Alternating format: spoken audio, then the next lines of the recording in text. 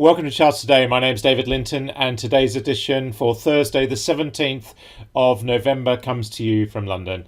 And I'm looking at quite a lot of different investment themes at the moment, which I'll come back to at the end of the video. But today, of course, is the autumn statement due out in just over half an hour in the UK.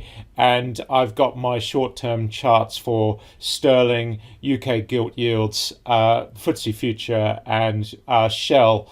So just seeing whether there's going to be an impact there for windfall taxes. So quite interesting just to watch how these charts move throughout the budget. A bit of a chart nut, so I kind of just like to see that. But as I've mentioned already this morning on LinkedIn, these charts are kind of positioned for what the market is already expecting. So let's just take a quick look at what's going on generally. Quite a lot of red on the screen. The dollar is just regaining a little bit of ground, but still that medium and long-term trend just starting to really look like it has topped, and we still do have this downside target some 4% lower. We're just seeing a little bit of respite at the moment.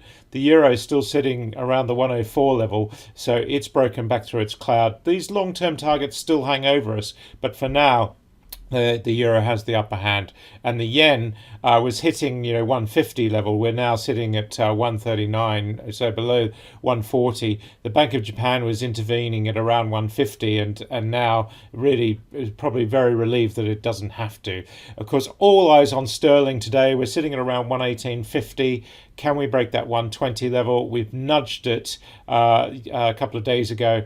Can we break through that level? We've got targets in both directions. Markets will be jittery around that statement, of course, and the euro sterling rate little changed. Bitcoin sitting at $16,500, lurching lower. No big surprises there. We've got downside targets. They've been there. We've been talked about, and they've been in train for ages. It's all downside there for Bitcoin and the medium and long term charts. We might see a little bit of short-term respite, but it's that fighting that trend is going to be key. We saw the S&P down 0.83% yesterday. The Nasdaq also, having had this rally this last week or so, is just hitting 12,000 as resistance on the Nasdaq 100. So that's going to be key. And we are seeing the futures down 0.5% today on the S&P Mini and the Nasdaq future. So it does suggest US stocks will open lower. The FTSE future down 0.5% again on tender hooks with the UK autumn statement due out today. The DAX in Germany down 1% as well.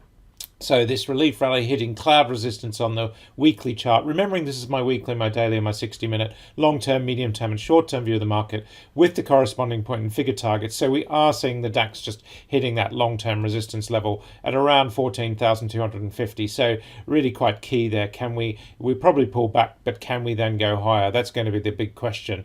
Looking at the CAC 40, we're down 0.2% there, and Asia was pretty much down. Japan was very little changed. We see the Hang Seng down 1%, and the market that we've talked about a lot lately is India. That is down 0.4%, but the chart still looks amazing when you compare it to other Western markets. Of course, India has been pulling in oil from Russia, and their economy has benefited from not really suffering that, but we are seeing the stocks in India looking really quite strong, and that's certainly very interesting. We'll look at and the Aussie market was up very slightly, so it bucked the trend in Asia. We'll look at the energy mix in a moment. We've got gold sitting at 1772, still looking pretty good, having crossed the cloud there. So that's going to be quite key. Silver holding that $21 mark, so that's also quite key. US interest rates, we're sitting at 3.74%, so we've really pulled right back. On the 30-year yield, we're actually falling below the US interest rate, so we're seeing a little bit of yield curve inversion there. That's quite interesting. Looking at the energy mix, we've got Brent Crude. It's really fallen back. This is sitting at 92.10. This is the daily and the 60-minute. So on the daily, well, still bullish, but that level at around $92 is really critical. And we've got targets in either direction. We'll just have to watch that play out. WTI is similarly down 1.1%. So again, watching that play out will be quite key. Coal is recovering, so we we talked about this. We had this downside target to coal on the 1 minute chart. This is my daily 60-minute, 1 minute, medium term, short term, very short term. We had that 174 level that was met. We've got a new downside target to 172 there, but another one to 211. So we are seeing a little bit of relief rally, but we are, having been bullish for quite some time on coal, we are below the trends there.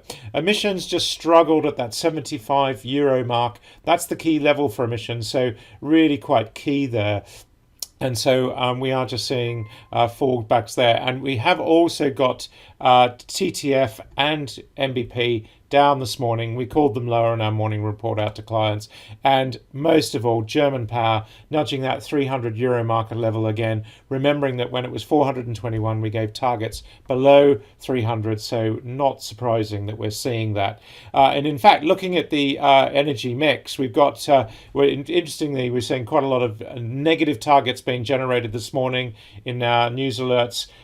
Here we see TTF below the Bollinger Band there, quite interesting.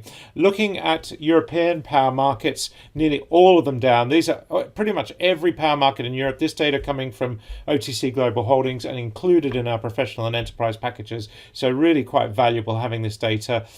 All the cows were down. We see here Nordic power down most heavily, Italian power also down quite heavily. So we're seeing, and then we can go right into some of the Eastern European regions like Bulgaria. We're seeing these power markets with the targets all being met.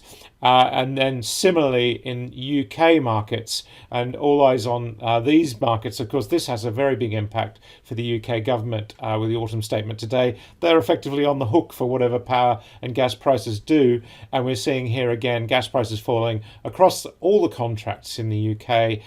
These are last night's closes, and even looking at the power contracts, we saw December power down quite substantially. That target being met there on UK power, and we can look beyond the monthlies to the seasonals. So we got summer, that was also down quite heavily on the power contract there as well. So all those contracts included in the Updata Professional and Enterprise subscriptions. So if you want to use that data, really, really valuable.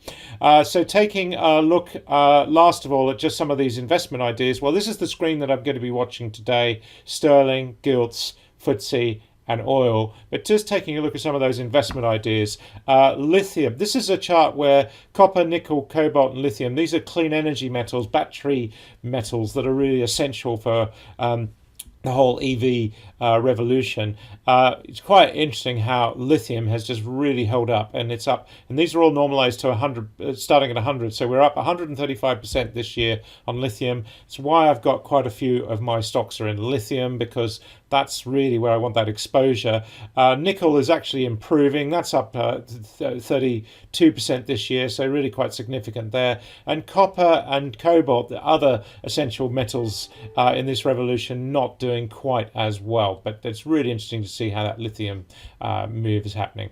Just an interesting one, I was looking at the Polish zloty yesterday after the missile strike. Interesting how we saw that spike up, and then we've returned there. This is the euro versus the zloty. So the zloty had the upper hand, and then we've just seen this go a little bit haywire.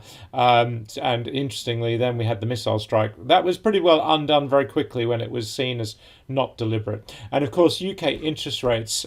This is a long-term chart I posted on LinkedIn yesterday, and I said if I'd had a tenner for every time someone from my parents' generation said, I remember where interest rates were 20%. We saw back in the late 70s, early 80s, we did see 17%. Of course, the borrowing rate was above that. So really quite interesting. It just shows that the Bank of England probably still has more work to do. Last of all, a new investment idea I'm just looking at is dirty bulk freight rates. So these dirty rates, it's interesting, dry bulk freight rates are falling. I like to look at shipping rates. And it's just interesting seeing that break out. And so I was looking at stocks in that arena last night, and I actually did buy some. So quite, it's interesting how these charts give you an idea where you want to be, where the investments are happening. Now that's it for today. Watch that budget speech and how those charts are going to move. Not long now. It'll be very interesting indeed. Until tomorrow, happy charting. See you then.